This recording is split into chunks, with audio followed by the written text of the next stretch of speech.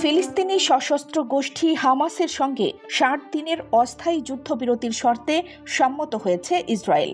২ জুলাই ভোরে এ তথ্য জানান যুক্তরাষ্ট্রের প্রেসিডেন্ট ডোনাল্ড ট্রাম্প। সামাজিক যোগাযোগ মাধ্যম ট্রুথ সোশ্যালে দেওয়া বার্তায় ট্রাম্প বলেন, ৬০ দিনের যুদ্ধবিরতি চূড়ান্ত করতে ইসরায়েল রাজি হয়েছে।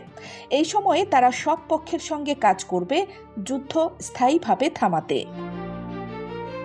ট্রাম্প কাতার ও মিশরের শান্তি চেষ্টার প্রশংসা করে বলেন, তারা অনেক কষ্ট করেছে। এবার শান্তির জন্য হামাসের পক্ষেও সাহসী সিদ্ধান্ত নেওয়ার সময়। এই যুদ্ধবিরতির প্রস্তাব প্রথম দিয়েছিলেন ট্রাম্পের বিশেষ দূত স্টিভ উইটকফ। টাইমস অফ ইসরায়েলের মতে এই প্রস্তাব নিয়েই এখন আলোচনা এগোচ্ছে। তবে জটিলতা এখনো রয়েই গেছে। ইসরায়েল যুদ্ধবিরতির পর গাজায় পুনরায় হামলার অধিকার চায়। অন্যদিকে হামাস বলছে, স্থায়ী যুদ্ধবিরতির নিশ্চয়তা ছাড়া তারা কোনো চুক্তিতে যাবে না।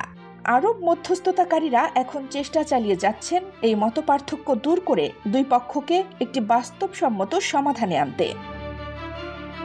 কিছুদিন পর ওয়াশিংটনে ইসরায়েলি প্রধানমন্ত্রী নেতানিয়াহুর সঙ্গে ট্রাম্পের বৈঠক হবে। তার আগেই এই শান্তি চেষ্টা বড় অগ্রগতি হিসেবেই দেখা হচ্ছে।